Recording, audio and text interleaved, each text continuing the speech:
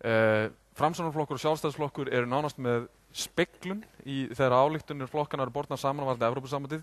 Það ber að hætta viðræðunum og það ekki hafnar að nýju fyrir að lokinni þjóðaratkvæðagreiðslu. Það sem hefur kannski verið svolítið svona mörk í eða það hefur verið í gruggugu vatni í málefnilegu tilliti hvort að slík þjóðaratkvæðagreiðsla verið haldin.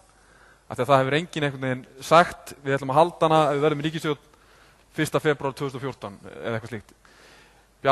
Við byrjum á þér Sigmundur Davíð. Getur Framsóknarflokkurinn, af því að það er að túlka þessar ályktanir á ýmsa vegu, getur Framsóknarflokkurinn lofa því að það verði þjóðaratkvæðagreiðsla áframhald viðræðna ef að Framsóknarflokkurinn verður í ríkisstjórn? Já, ég hef verið mjög opinn hvað dagsetningar varðar á þessari þjóðaratkvæðagreiðslu. Ég hef hins vegar bent á það að það gæti verið æskilegt, eins og þegar ég kynnti þessa hugmynd fyrst, að sjá hvernig Evrópusambandið þróast og hvers konar fyrirbæri það verður. Já, en nú ertu byrjar að segja ef. Ég er að segja munið þið halda slíka þjóðaratkvæðagreiðslu, af því að það er greinilega krafa það að þessar viðræður verði klárar og sumir segja þetta sé ekkit endilega spurning Evrópusambandið, þetta er spurning að það leyfa þjóðinni að eiga orð þetta.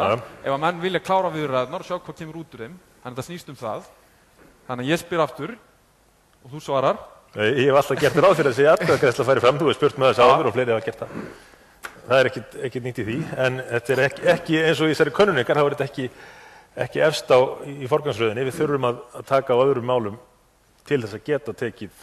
En verður hún haldin? Það held ég að vera. Það hlýtur að vera. Það er sett kannski. Ég meina, þetta snýst tímasetningu. Þess vegna er svarið tímasetningu. Nei, ekki kannski, en eða já. Svarið er eins og með breytingar á stjórnarskrá. Verður að gera breytingar á stjórnarskrá? Já, það verður að gera breytingar á stjórnarskrá. Þannig að þeir sem kjósa Framsóknarflokkinn, þeir í raun og veru eru að kjósa það að það verði kannski þjóðaratkvæðagreiðsla. Nei, þeir eru að kjósa flokk sem að forgangsraðar í samræmi við. Þeir eru að kjósa flokk sem forgangsraðar í samræmi við niðurstöðu könnunarinnar. Ok.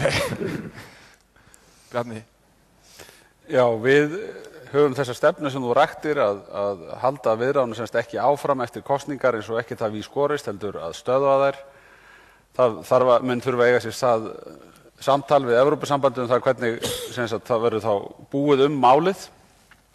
En ég hef margoft tekið það fram að mér þætti mjög gott og æskilegt ef að hægt var að halda þessa þjóðaratkvæðagreiðslu á fyrri hluta kjörtímabilsins. En gott og æskilegt, en ekki þetta verður gert. Hvað með sveitarstjórnarkosningum? Hvernig líst þér á það? Viltu halda hana með sveitarstjórnarkosningum? Ekki svo galin hugmynd. Hvað finnst þér? Svaraðu. Ég er ekki þeirri stöðu að svara spurningum, þið eru því.